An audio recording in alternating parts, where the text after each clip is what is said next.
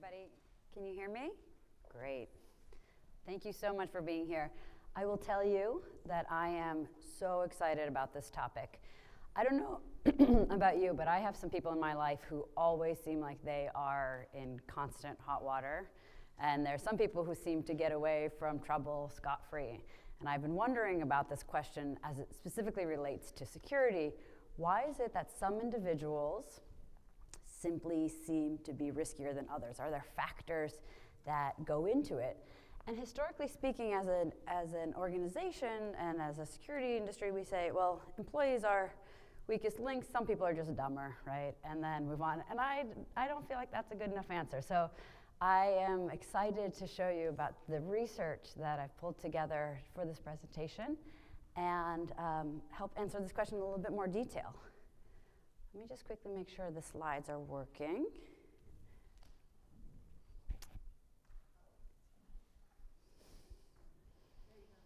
Wonderful, okay, great. Before we get started, a few notes from our lawyer friends, the traditional RSA disclaimer, and there's this one piece that I wanted to quickly add. Up until January, I was the co-founder and president of Elevate Security, which was acquired by Mimecast. And so the data in this presentation, unless otherwise specified by other researchers and other kinds of papers and studies, is conducted based on Elevate Security customer data, including over 10 companies, 67,000 employees. It is not reflective of the Mimecast customer data set yet. Okay, so with that, let's jump in. Pop quiz. Hopefully you've had some coffee this morning. Does anyone know what these are? A lock, yeah, that's right. That's right. Cylinders, locks, the lock cylinders on the left, the pins are on the right. And this is seen under a really high definition microscope. And what you can see if you look closely is all of them are imperfect. They are all a little different. All of the drilled holes have a little bit of deviation. All the pins are a little bit shorter, fatter, have a couple of divots. And this is exactly the reason why lockpicking as an industry is possible. If this was perfectly uniform, it would be very difficult to pick a lock because you'd have absolutely no give. And in lockpicking, what you do is you move one pin at a time and slowly open the lock or adjust it until all the pins are set and you can turn it. And so it is with the human element. We are all imperfect in our different ways. We have different strengths, we have different weaknesses, and it is this variation that is one of the reasons it makes it very difficult to secure the human component of security. It is so difficult, in fact, that human error and human risk is one of the core reasons why attackers are getting into our organizations. And Verizon Data Breach Report last year noted that 3 out of every 4 breaches were due to the human error. Last week, they came out with their new release and said 68%. So going down a little bit, but still the majority is due to this problem. And I really like to think about this problem space, not that the employees are necessarily the dumbest part of our organization. They are merely the least supported, the least understood, and therefore the most primary attack vector. And it is my hope that in this presentation we have a little bit more clarity of how we can lean in to better secure our organizations. Now, the opportunity in this space is that not all of this risk is the same. In the same way that we have locks and the pins and locks that have a lot of differentiation, same with the human element. There are certain individuals in our organizations that are simply riskier than others. Now, if you work for a small organization, you'd say, oh yeah, that's Bob in accounting and Susie in finance. And you know that really quickly. But if you work for a large-scale organization, it's a little bit harder to answer that question. It's a little bit more difficult to understand where is that risk distributed and how can I lean into that.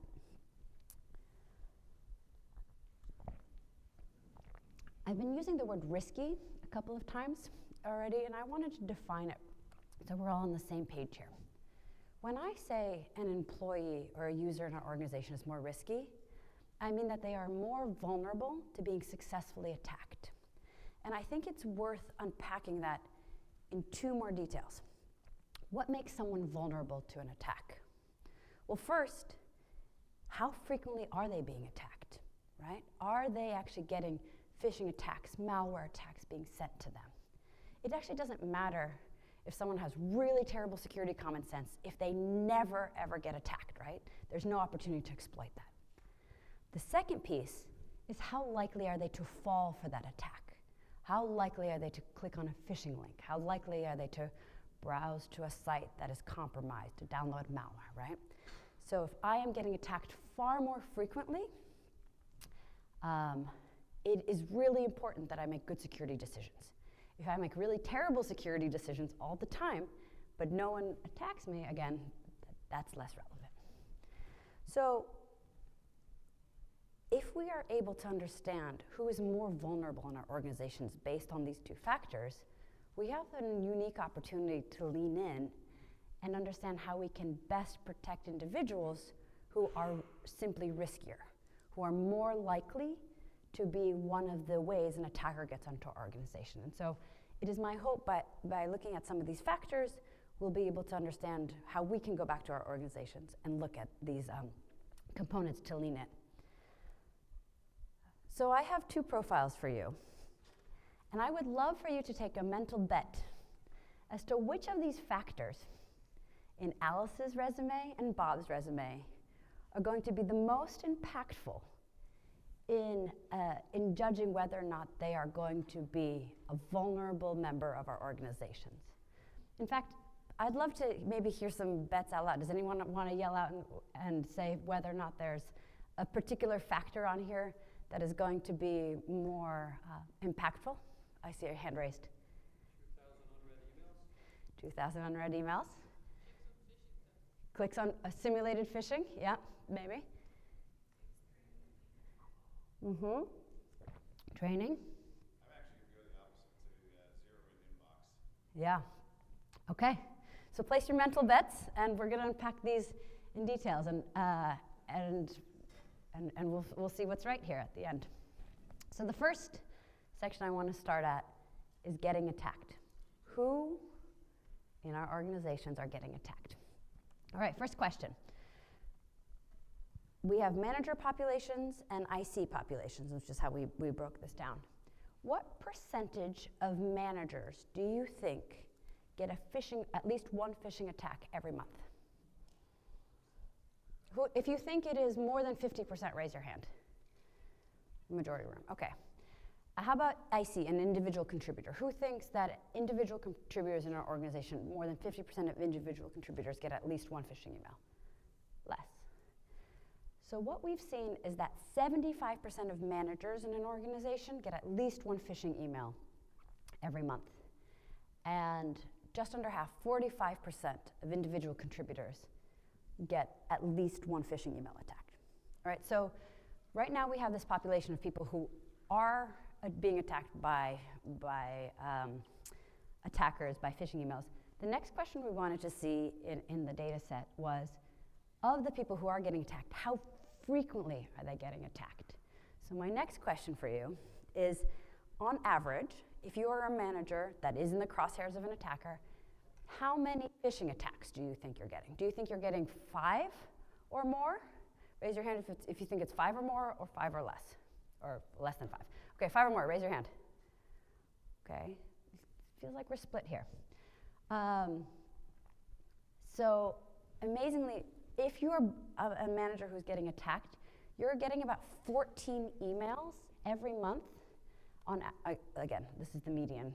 And if you're an IC, you get about 6 emails. And I wanted to point out a graph because phishing rates are not consistent, right? And there are months where an organization gets hit with a larger campaign or has higher rate of attack.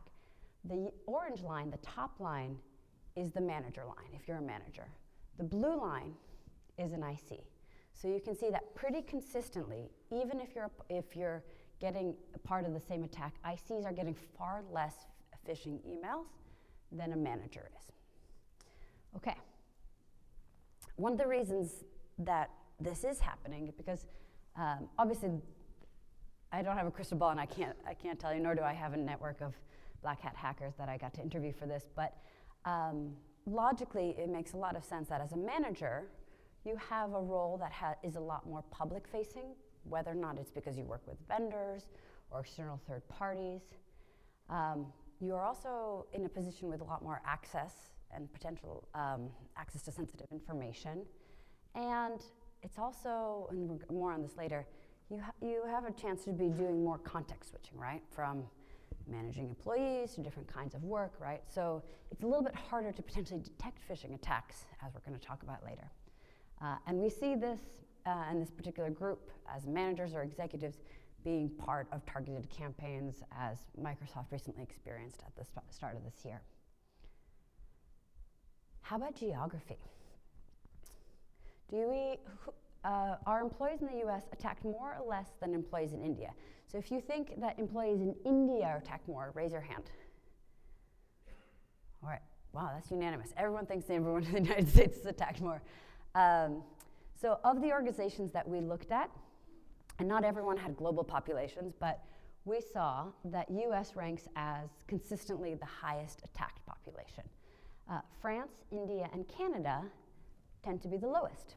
And again, there are variations, and phishing campaigns tend to change over time, but what this shows is that if you have employees in certain geographies, based on the geography where they're more likely, again, to be part of different kinds of targeted campaigns.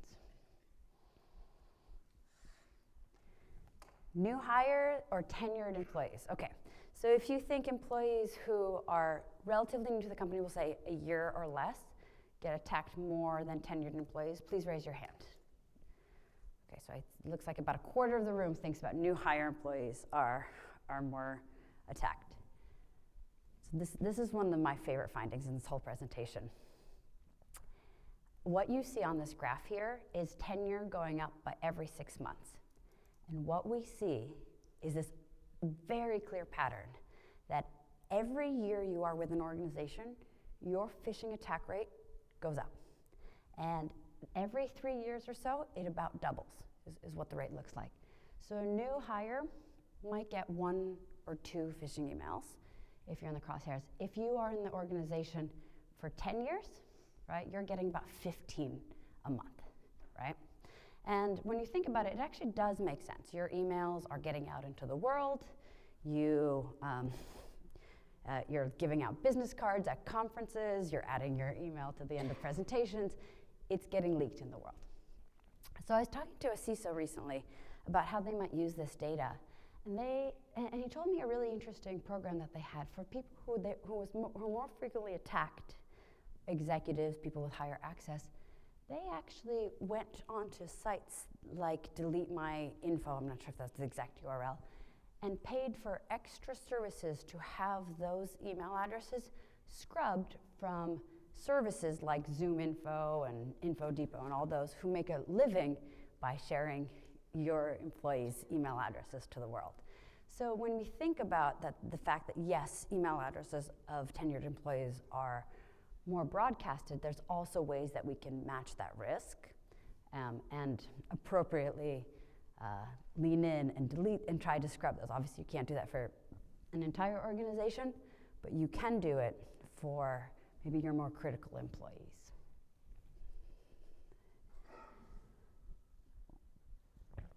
So right now I've been talking about the phishing rates as an attack profile. There's obviously other ways of getting into an organization from an attack perspective. One of the ways that we looked into, and this is not nearly as broad of a data set yet, but I think it is worth noting because it is a good place for further research, is looking at IP brute force attack.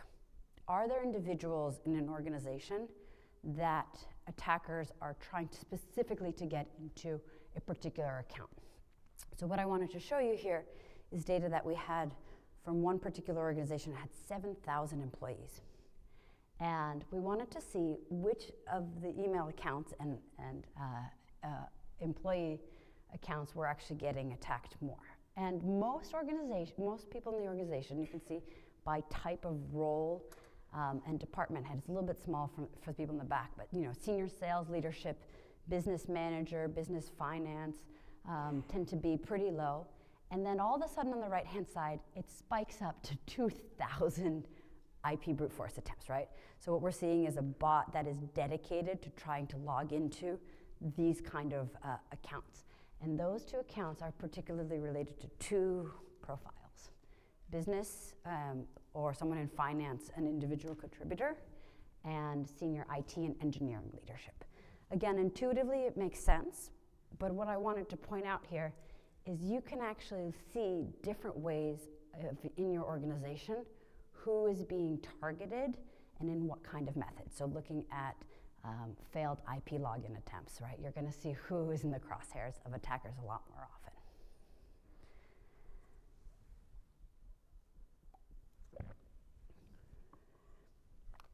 All right, so that was our first pillar, and that was understanding that yes, depending on your role, whether or not you're a manager, whether or not you are tenured, certain kinds of functions are going to put you in the crosshairs of attackers a lot more often.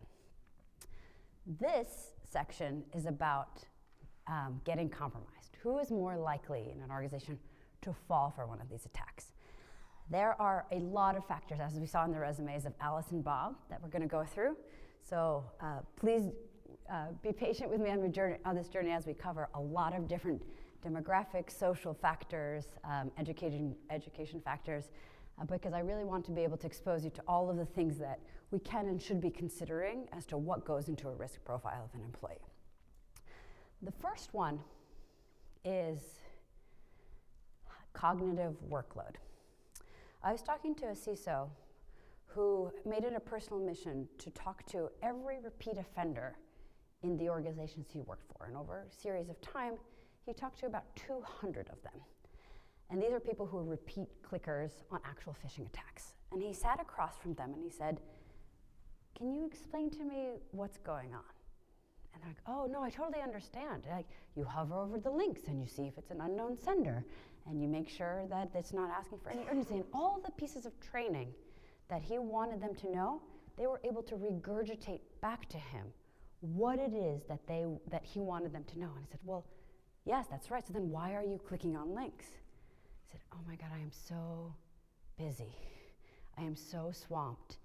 I can't process fast enough. I'm just trying to get through my inbox." And the majority of the conversations he had were due to the cognitive workload that his employees, the repeat offenders, were facing. And the thing is, studies actually show this.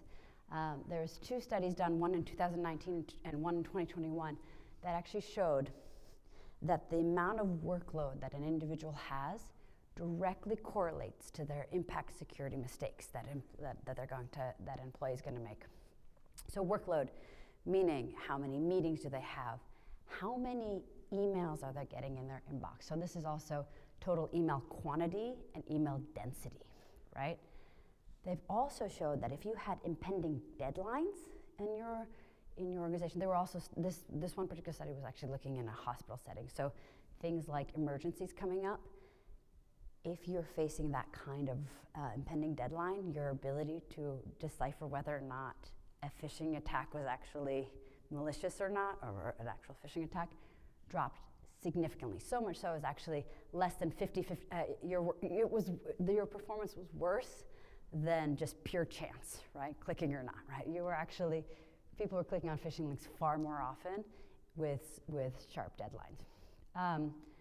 One other thing to note is low phishing prevalence. If you actually get phished rarely, you are more likely to perform worse on phishing, right? So if you are regularly used to being phished, you actually have a bit of an immunity built up to it, where people who rarely got real phishing attacks had a hard time detecting when a real one did get in. But this actually makes sense.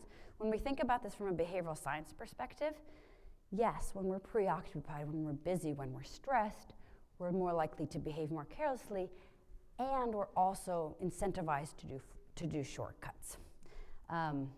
Just to nerd out for a little bit on the behavioral science side of this, Daniel Kahneman, who is the godfather of all behavioral science, came up with this concept of System 1 and System 2. System 1 is the part of our brain that requires least amount of energy, and we just try to make decisions as fast as we can.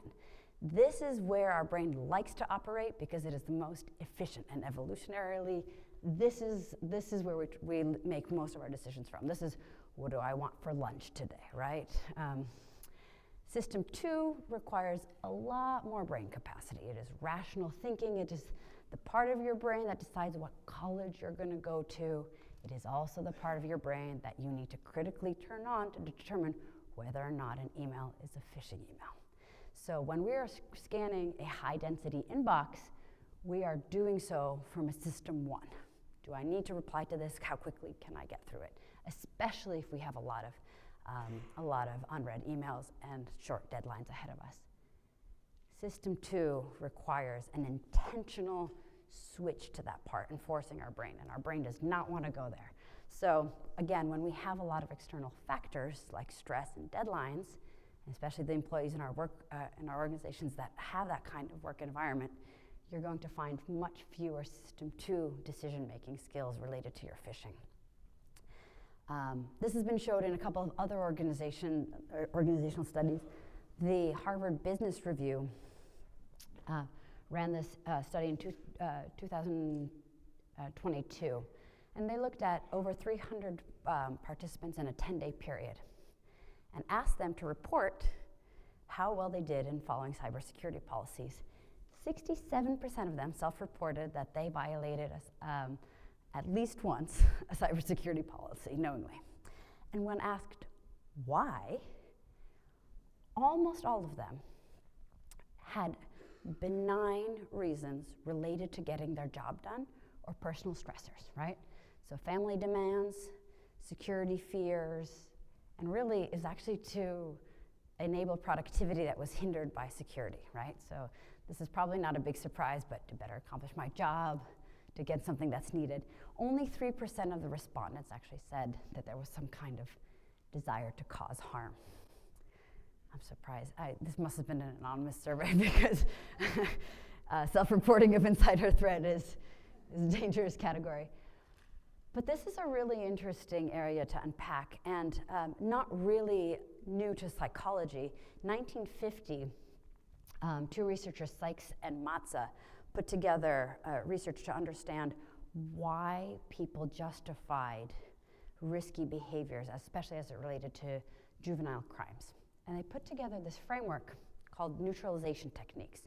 And we can see it applied to security decisions as well as general crime and illegal choices. But there are 6 core reasons psychologically people justify making risky decisions. Again, not out of malice, but because they feel like they are justified in their actions. So the first, denial of injury. It's not really that big of a deal, so that's all right, right? Appeal to higher loyalties. My boss or this project is far more important than the stupid security policy. This is a better choice for the company outcome anyway. Denial of responsibility. This is the security team job, is not my job. Like this is not part of my responsibilities. There are firewalls and endpoint protection to deal with all this, this is someone else's responsibility. Metaphor of the ledger. I've done so many good security things all this time. It's okay if I just make one security trade-off. Most of the time I follow the policies. This one's not a big deal. Defense of necessity. I really needed to download that unauthorized software to do my job, right? This is just part of the requirement. And then condemnation of the condemners. Security team is stupid. They don't know what they're doing. They live in a old world, and they're way out of touch of what a business requirement needs. So you can see these kind of psychological elements justifying a non-malicious behavior, but ultimately one that can lead to critical security incidents. On the topic of the malicious piece, the 3%, the work environment that an employee finds themselves in is one of the highest indicators of whether or not is someone going to actually take risky security action with intent to cause harm.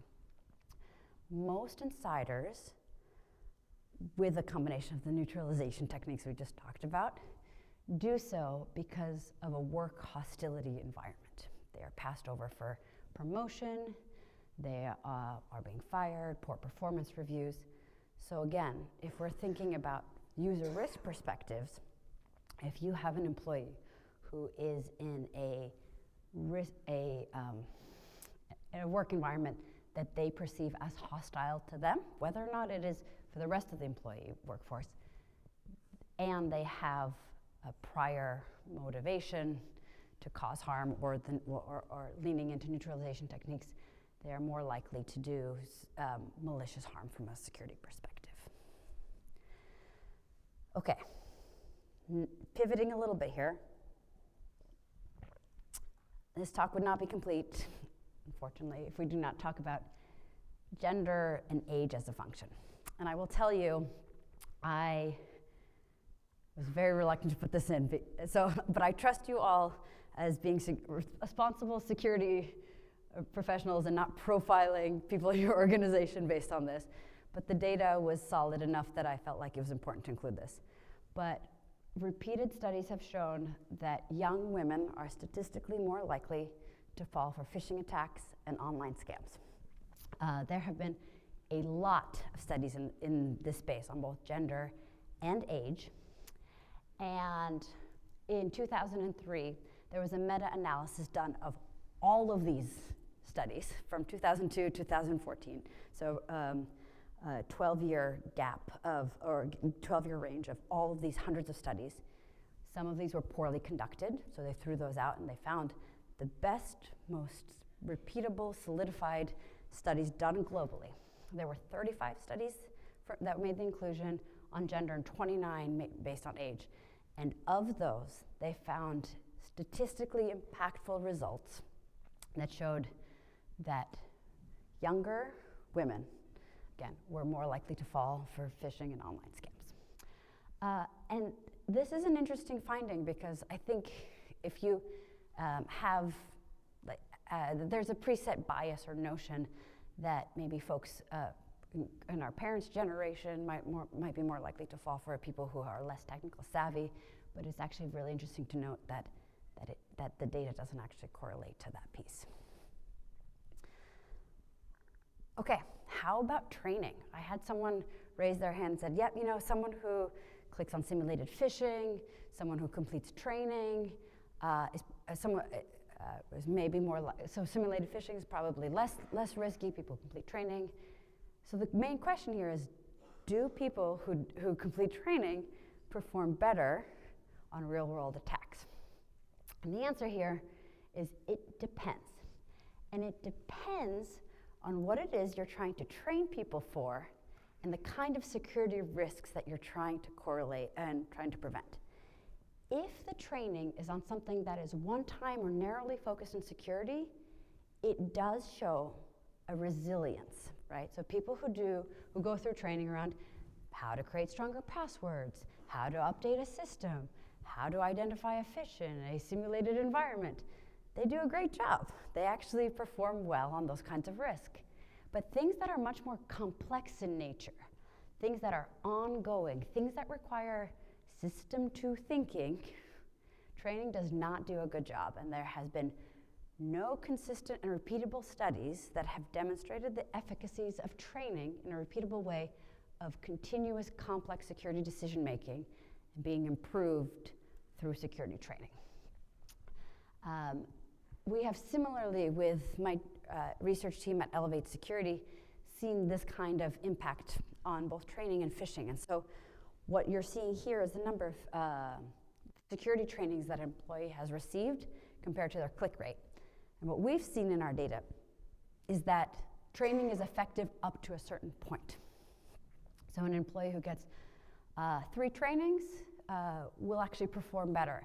If you're an employee who has been assigned 4 or 5 trainings, your phishing rate actually goes up, which is basically to indicate that this is not a good tool for people who have higher risk or repeat offenses, right? It is good for a subset of population if you're training people, but if you want to keep training them to hope for a different outcome, you're not going to get the kind of results you're looking for. Very similar kind of results for phishing simulation. And this is a question I get all the time. How much should I be sending simulated phishing to people? Like, Is this actually going to improve my resiliency? And the answer to this question is it will improve up to a certain point. And what we see here is about 10 phishing simulations is really effective in getting down to your baseline phishing click rate. And then it's going to plateau. That is a great opportunity to lean into other kind of security protections. And if you just keep phishing people, it'll keep it top of mind, but you're not going to really be able to drive down that risk rate for your employees. So that's simulated environments, right? So we talked about knowledge, skills, assessments, and I wanted to now look through past behavior as an indication of future behavior. If you have employees who have made past security mistakes in the past, is that an indicator that they're going to make future mistakes? The punchline is, yes, it is. What we've seen in the data sets, and this is based off a Elevate Security report that we did in partnership with Scientia a year ago, we've seen that a small number of employees cause a disproportionate number of risk. 4% of employees will cause 80% of phishing clicks, while the majority of employees have never clicked on a phishing link. There have been multiple similar kind of research done out of MITRE, out of University of Florida, that have shown that in general, people tend to perform either all or none, right? They're either quite resilient to phishing attacks, with a few exceptions in the area of the middle area, or they pretty consistently will fall for it. And the majority of people who are who are causing your incidents are repeat offenders. So understanding that if someone's actually fallen for attacks in the past, it's a really good indication that they may do so again in the future. We've seen this in other kind of behaviors as well. Malware, for example. 3% of employees will cause 92% of malware incidents. Again, past mistakes is an indicator of a future action. And also for browsing. Again, if you look at the red section, about 12% of users initiate about 71% of all risky browsing actions, where about half a population, 55%, have never initiated a risky browsing incident. So different kind of distributions for different kinds of risks, but it does follow the same kind of flow here, that past behavior can indicate future kind of risk. Now, my last question for you in the section is about departments and what you think are going to be some of the riskier departments here. Do you think, so we'll have, on one side, we'll have people in finance, and then the other question I'll ask is about customer support. Who thinks that employees in customer support are going to be riskier than those in finance? Raise your hand. Okay, so I would say very few people think customer, and if you think it's in finance, more. So when we broke this down, we wanted to see what percentage of a population in each department had employees who were regularly making security mistakes as it relates to phishing, browsing, and malware. Customer service, as you can see, far outranked everybody else. Surprisingly, IT, just a benchmark, is about 8%. I guess in some organizations, IT can be riskier. I consider IT to be a little bit more savvy. So let's say you have about 8% there. Legal, again, 12. When we talk about finance, similarly, is just below 10%, where customer service is a whopping 22%. So again, if you have employees in customer service, followed actually closely by R&D, you're going to find that there's a better chance of an employee being riskier there. Now, if you think about it, it actually makes a little bit of sense. If you're in a role where you're constantly having to reply back to unknown individuals and you are incentivized for speed and execution and customer service, the customer's always right, there's a lot of ways that you can lean into that as an attacker, right?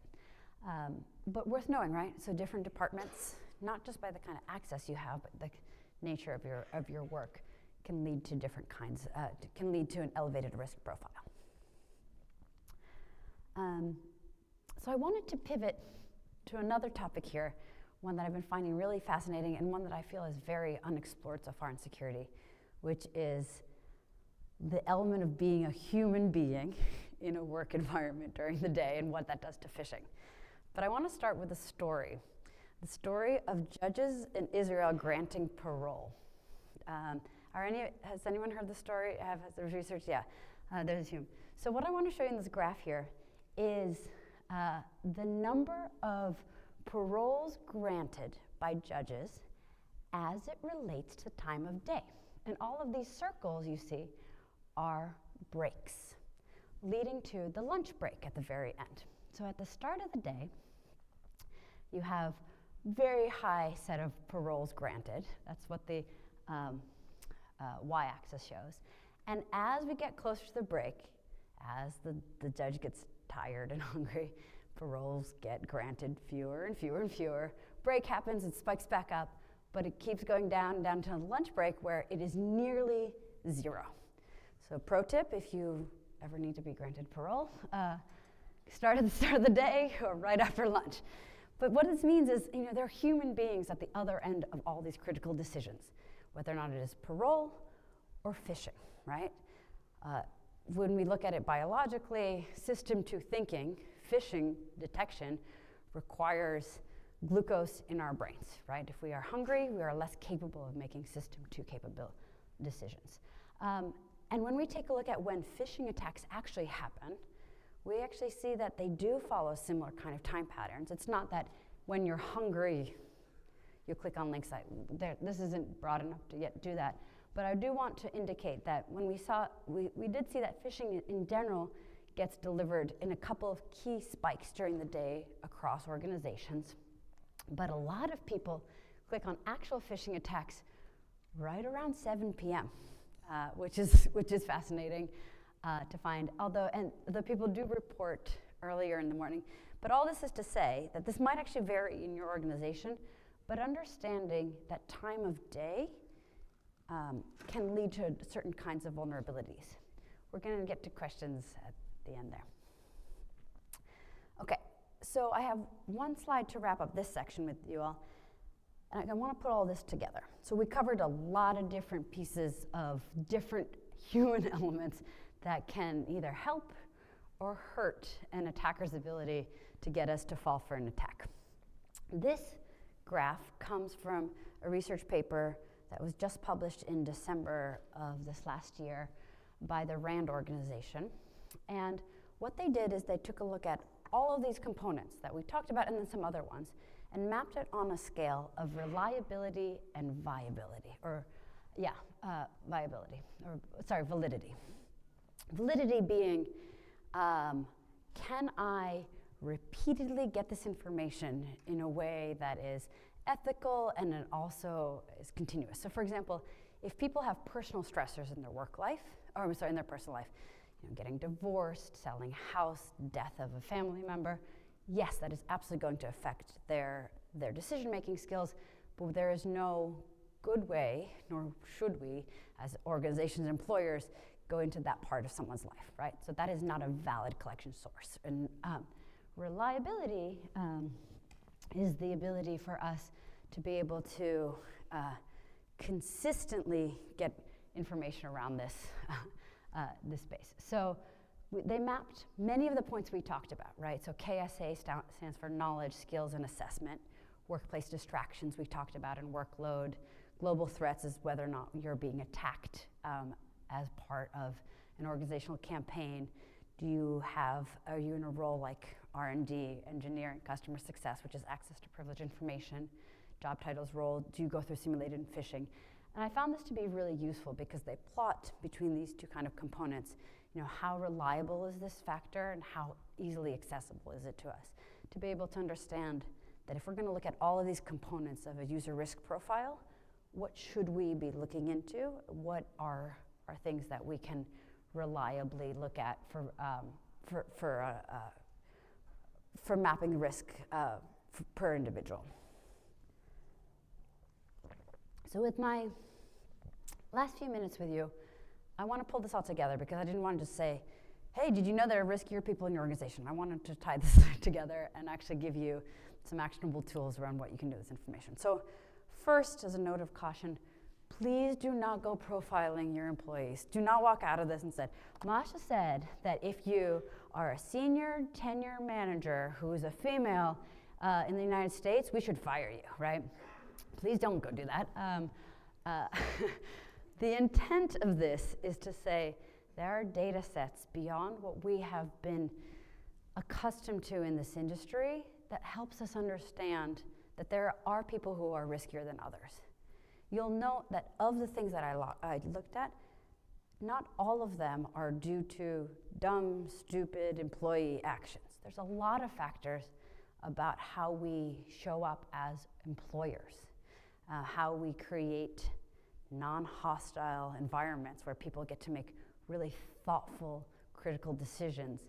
And so what I want to do is give you context as to the things that you might start looking at for your organization. This is based on much broader trends. Your organization might vary based on where that risk is distributed for your teams, your departments, your geographies. But how might you look at this? So one, look at your data sets.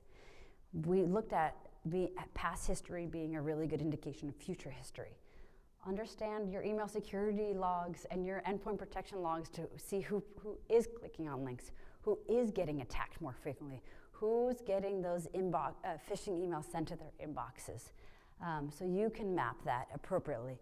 You'll likely find that it's managers and tenured folks, but you may find some pockets of certain roles and departments and geographies that are of higher attack. Here, based on the risk of your organization, it may be a broader set of technologies, right? So I put up a quick chart here. So if you care about risks like ransomware, you're going to look at endpoint. If you really care about data protection, look at your DLP logs. If you really care about who's getting IP brute force attacks, look at your identity technologies to understand where those attacks are coming from. But all this is to say, you actually have a lot of these data sets in your organizations today to be able to understand who is actually riskier and getting attacked more frequently. And I recommend grouping these people into low, medium, high risk and understanding what is a good security decision, what is a bad security decision for your organization, what is an acceptable level of risk. Once you have that categorization, you can start leaning into it appropriately. In the same way that we prioritize decisions around our patching and our incident responses, we need to be doing the same thing for our employee workforce. If we understand who's a low-risk employee, we can worry about them less. And if we understand someone who is a high-risk employee, we can lean into that, right?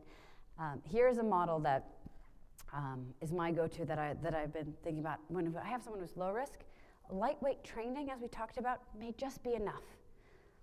Occasional employee feedback, manager feedback might be a great set for your low, medium risk employees. But if you know someone who's getting attacked more frequently, making a lot of security mistakes, lean into protecting them more effectively. If they are a part of the population that is more vulnerable, the way we talked about, whether or not they are more susceptible to an attack or getting attacked more frequently, think about ways that we can create safety nets for them. Don't just jump to let's just fire them, right? When we think about safety nets, what am I talking about? Can I enhance the kind of security protections I have? Shorten MFA timeout. Can I provide them password managers? Can I provide them a Chromebook if they're going to be working from home, for example, right? So that they have more secure environments. Can I add slightly more security controls in their email gateway, right? So that there's a greater level of sensitivity about the kind of emails they're receiving. How can we use the technology we have available to us to lean into our higher risk employees and meet them where they're at? And so putting this all back together, there isn't a one-size-fits-all threat profile. And in the presentation we had with Alice and Bob, that slide, right, in the resumes, there are people who are risky, managers, tenures we talked about, right? But there isn't a particular combination that is going to absolutely win the day as far as high or low risk, but there are factors that are really telling, right? So we talked about workplace hostility, being hungry, if it's a time of day. How much training has the person had, and on what topics? Are they in certain departments that are higher risk? How many emails do they get in a day? That's actually one of the biggest correlations, right, that we've seen here. And understanding that if we can find who that high-risk population is, we can meet them where they're at and protect them more effectively. And with that, it wraps up my presentation for you all, and I would love to see if there's any questions that I can help answer.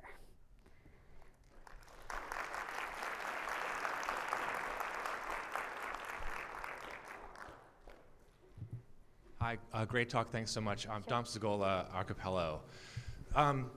I saw the list of people that you thought were most vulnerable, and the one thing I saw that I thought was missing were the people who take the most risks just by the nature of their job, which is developers. Software developers download things to see what they do. They're testing things constantly. They compile things and run them, you know, as part of their job.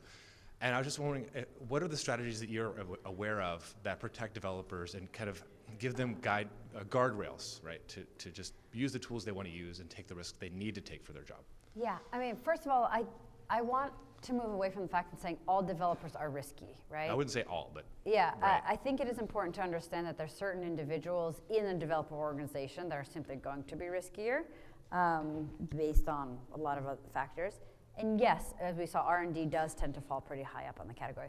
What are some useful tools around this? Well, first, I mean, making it as easy and default as possible. I feel like that's a baseline aspect of it. Like, do they have security appropriate scanning tools? Do they have a security champion associated on the team where they can understand about better security development practices? The second thing around this is a mindset shift. The people that I have seen who continuously make security mistakes do so because they are, again, using those neutralization techniques we've talked about, and there isn't enough weight to help them understand why they should not be doing that. My experience is that having them go through some lived experience, so a red team attack or a tabletop so that they understand the impact of their actions, is one of the most impactful ways to get them to fundamentally start making better trade-off decisions. So it's not this is our policy, please follow it. It's this is why our policy exists. Let me actually paint some color into that definition so you can make better trade-offs. So just to make sure I understand, it's sort of about giving them an experience that they can learn from? Yeah. Okay. Yeah. I'm cool with that. Are there any tools that give them these guardrails to make sure they're not stepping over the line in the progress of their job? Because I think we just want to, as a nerd, I guess I don't look like one, but I'm a developer, so I think I just want to do what I want to do. I just want to do my job without thinking about policy or regulations compliance, right? There's some really wonderful tools in that space that will actually, I mean, it's a combination of both appropriately scanning the tools that you're checking in and giving you appropriate training in line to say, this was great, but it's missing the following. There's some vendors, I'm happy to give you some recommendations, and they might actually be on the floor to be able to integrate with your development work life with the appropriate course correction when needed. Thank you. You're welcome. Hi, Masha. I thought it was fascinating, the plateau that happens with the email phishing over time. Do you have any data or recommendations for, like, does pausing it and just changing to a different kind of training, or interspersing it, spreading it out more with other training? Any advice on that? Sorry, was it simulated training or just like the video, like the kind of security training that someone was going through? What part specifically was more interesting? Well, if like my company consistently once a month does the email phishing, right? The test. And so I'm thinking, well, is that more useful to do quarterly and then in the months in between do something completely different, or running it 6 months, pausing it, something like that? I haven't done the research, and it's a time-based element, and that plateaus at 10. It did not look into the factors like when did those 10 happen. So I don't have as data-driven of an answer as I would like, but I have seen anecdotally that people who are new to your organization or getting new to the skill of phishing, helpful to do it a little bit more often.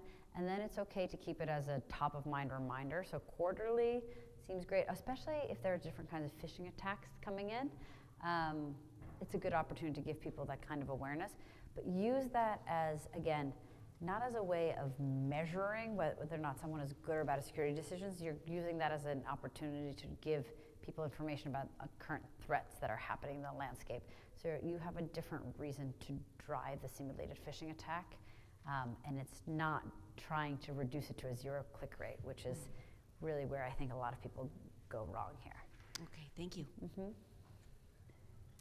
Hi, Masha. Thank you so much for your research. I actually lead the securities user awareness training program at work, and so there's like so many valuable insights. I really appreciate you sharing this with us. And I guess my question to you is, I don't know if in your research you found effective ways for the security team to be able to communicate with employees who fail to even like put up their hand when they do click on, or when they do fall for a phishing attack, right? It's like, how can do we partner with HR? Like, how do we create a culture and strategy where we're making them comfortable to be able to like raise their hand in the first place and let us know they've fallen for an attack? Yeah. So my experience is that it's very hard to get an employee who doesn't care about phishing to suddenly care about phishing. It's part of human nature. We're pretty hardwired to care about the things we already care about, and unless there are certain things like the birth of a child or the death, like we're kind of wired the way we are. So the most effective ways that I have seen in my experience is tie security to something that they already care about. So you're not trying to rewire their brain too hard. They care about bonuses, right? Let's talk about that, right? Let's talk about how when you meet appropriate requirements, you get your full bonus. They care about achievement, right? They care about belonging. Do you know that you click on links 3 times more than the rest of your department and your peer group? Let's talk about bringing you up to what parity looks like. There is social acceptance, right? So for every department in your organization without a click, it's like a great report rate, you get a pizza party. And if you are the person who takes that for your organization doesn't get a pizza, right? I'm just giving you an example, right? But none of these have things to do with security. They talk about things that are human nature, right? Belonging, achievement, also financial stuff, right? And for people who are very difficult, they're not suddenly going to wake up and find the religion of security. That is going to be a very hard challenge to do. You need to connect that to the things that they already care about. And just a quick follow-up, if you don't mind. So it sounds like you're saying disciplinary action is not effective then for those kind of employees. I would use that in a very narrow use case. That sometimes it is appropriate.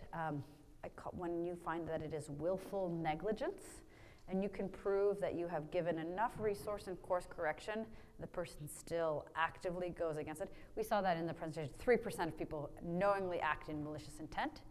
Those are a great resource to lean into an HR conversation. Most of the time, though, a disciplinary action is going to have longer negative consequences for your security culture that you're trying to drive. And with that, we are getting booted from the room, and I will be available right outside to answer any questions. Thank you all so much.